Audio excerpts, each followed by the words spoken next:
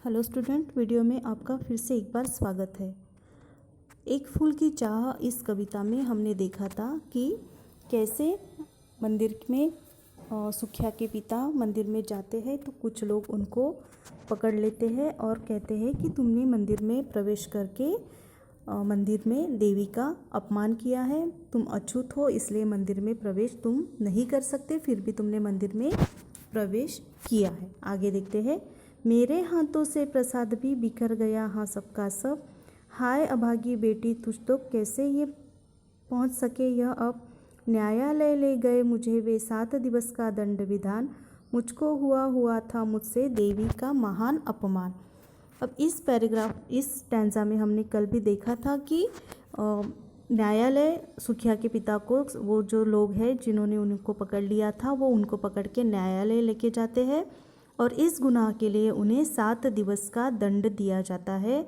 और 7 दिवस का दंड, इसका मतलब 7 दिवस उनको कैद में रखा जाता है। गुनाह यह था कि उसने मंदिर में प्रवेश किया और देवी माँ का अपमान कर मंदिर को अपवित्र बनाया। आगे देखते हैं।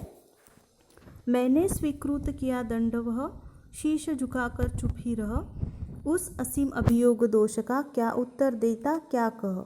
7 रोज ही रहा जेल में या कि वहाँ सदियाँ बीती, अविश्रांत बरसा करके भी आंखें तनिक नहीं रीती।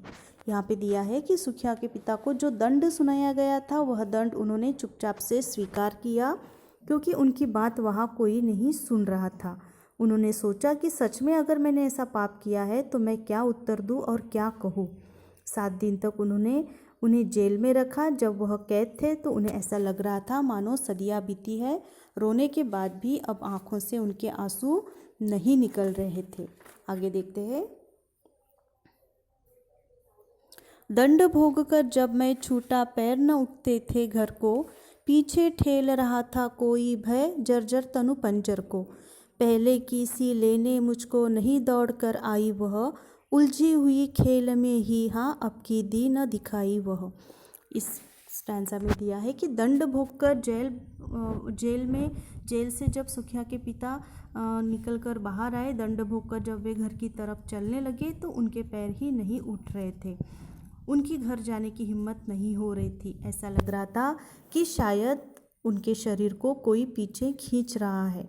पर जैसे तैसे वह घर पहुँचे तब उनकी बेटी सुखिया पहले की तरह उन्हें लेने नहीं आई।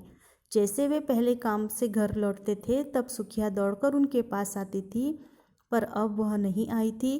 पिता ने सोचा कि कहीं खेल रही होगी, खेलने में मगन होगी, इसलिए वो उन्हें लेने नहीं आई, इसलिए सुखिया दिखाई नहीं दे रही है। आगे देखते हैं। उसे देखने मरघट को ही गया दौड़ता हुआ वहाँ, मेरे परिचित बंधु प्रथम ही फूंक चुके थे उसे जहाँ। बूझी पड़ी थी चिता वहाँ पर, छाती धधक उठी मेरी, हाय फूल सी कोमल बच्ची हुई राख की थी डेरी। अब यहाँ पे दिया है कि सुखिया के बारे में उसके पिता को पता चला, वैसे ही वे दौड़ते हुए मरघट की तरफ चले गए। मरघट का मतलब होता है शमशान भूमि, तो शमशान की तरफ चले गए, परंतु उनके वहाँ पहुँचने के पहले ही उनके कुछ परिचित लोगों ने सुखिया की चिता को अग्नि दे दिया था। जब उसकी चिता की सिर्फ राख वहाँ पे पड़ी थी, यह सब दृश्य देखकर उसके पिता जो है उनकी छाती धधक उठी। फूल सी कोमल बच्ची सुखिया अब एक राख की ढेरी बन गई थी, उसका अब निधन हो गया था। आगे देखते हैं अंतिम लाइन। अंतिम बार गोद में बेटी तुझको ले न सका मैं हाँ, एक फूल माँ का प्रसाद भी तुझको दे न सका मैं हाँ। आखिरी पंक्ति में सुखिया के पिता की मजबूरी, असहायता और लाचारी प्रकट होती है।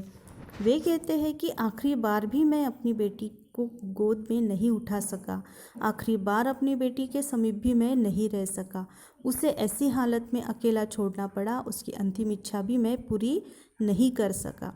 देवी के चरणों का प्रसाद जो है, एक फूल उसने मांगा था, वह भी मैं उसे नहीं दे पाया।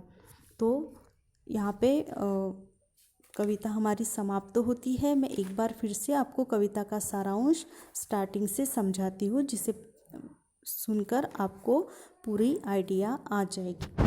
तो गांव में चारों तरफ महामारी फैल गई थी। सारे लोग महामारी की चपेट में आ गए थे। जिस माँ की संतान इस महामारी की चपेट में आ गई थी, उस माँ का रुदन दिल को दहलाने वाला था। उसका रोना देखा नहीं जा रहा था। पिता अपने बेटी सुखिया को बार बार खेलने जाने से रोकता था, लेकिन सुखिया जो है वो एक पल भी घर में नहीं ठहरती थी। पिता को डर था कि उसकी बेटी इस महामारी की चपेट में न आ जाए, लेकिन सुखिया मानती नहीं थी। वह बाहर ही जाती थी। जो डर पिता को था वही हो गया। जो डर पिता को था वही हो गया। अचानक सुखिया भी उस महामारी की चपेट में आ गई। वह बुखार से तप्त हो गई और उसी हालत में उसने अपनी एक इच्छा पिता के पास व्यक्त की। उसे देवी माँ के चरणों का एक फूल चाहिए था। अपने पिता से उसने उस फूल को लाने की इच्छा व्यक्त की। जैसे ही सुखिया ने यह इच्छा बताई, पिता की आंखों से आंसू छलकने लगे और उनके हाथ पैर एकदम से ढीले पड़ गए। बेटी की इच्छा को कैसे पूर्ण करूं, इसी विचार में सुबह से बैठे थे। अब शाम हो गई है, पर उन्हें कोई दूसरा उपाय समझ ही नहीं आ रहा है। पिता को चारों तरफ अंधकार ही दिखाई दे रहा था। हंसती खेलती बच्ची कैसे इसकी चपेट में आ गई, बस यही सोच सोचकर वह पिता रोए जा रहे थे। मैं अपनी बच्ची की इच्छा पूरी नहीं कर सकता, इसका भी अफसोस उनको हो रहा था। पिता देख रहे थे कि कैसे उनकी सुखिया आज शांत होकर एक जगह पड़ी हुई है। पूरे घर में खिलखिलाने वाली बच्ची आज एकदम से चुप हो गई है। वह बात ही नहीं कर रही है। पिता चाहते हैं कि वह उठकर कुछ तो बोले, नहीं तो फिर से एक बार कहे कि मुझे देवी माँ के प्रसाद का एक फूल तो ला कर दो। अभी कवि ने मंदिर का वर्णन करते हुए यह कहा कि देवी का जो मंदिर है वह ऊंचे पहाड़ों पर बना हुआ है। इसका परिसर विस्तीर्ण और विशाल है। मंदिर की चोटी पर सोने का कलश चढ़ा हुआ है। सूर्य की किरणें सबसे पहले इस मंदिर में ही प्रवेश करती है। भक्तों का आना जाना वहाँ रहता है, जिसकी वजह से दीप धूप की वजह से मंदिर का परिसर आनंदपूर्ण या आनंदित रहता है। मंदिर के अंदर और बाहर उत्सव जैसा माहौल रहता है। सभी भक्तगण अपने मधुर कंठ से देवी की जय जयकार करते हैं। उनकी भक्ति उस जय जयकार से और ज़्यादा प्रभावित होती है। ऐसे ही भक्तों के साथ सुखिया के पिता अनजाने में उस मंदिर की ओर धकेलते चले गए, क्योंकि बेटी की अंतिम इच्छा उन्हें पूरी करनी थी। सुखिया के पिता मंदिर में पहुंच गए। देवी को अर्पण करने के लिए उन्होंने फूल लिए। वह पूजा सामग्री मंदिर के पुजारी को दे दी और बदले में मंदिर के पुजारी ने प्रसाद के रूप में उनकी अंजलि में कुछ फूल डाल दिए। वह फूल देखकर सुखिया के पिता को परम आनंद हुआ।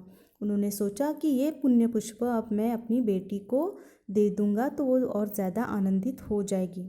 जैसे ही सुखिया के पिता फूल लेकर मंदिर के आंगन में आते हैं तो कुछ लोग उनको पकड़ लेते हैं, ये कहकर कि ये अछूत मंदिर में कैसा आया। इस पापी ने तो मंदिर को अपवित्र बना दिया। इसने मंदिर में प्रवेश कर पूरे मंदिर की पवित्रता नष्ट कर दी। अब सुखिया के पिता को सोच रहे थे कि क्या मैंने इतना बड़ा पाप किया और मेरा पाप इतना बड़ा है कि मैं मंदिर में प्रवेश करने से अपवित्र हो गया। मेरे प्रवेश करने से मंदिर अपवित्र हो गया और मेरी भक्ति क्या मेरी जात और धर्म से बड़ी है? माता की महिमा के आगे मेरा यह पाप क्या सच में बड़ा है? इसका मतलब मेरी भक्ति बड़ी है, मेरा पाप छोटा सा है, ये तो कुछ भी नहीं है।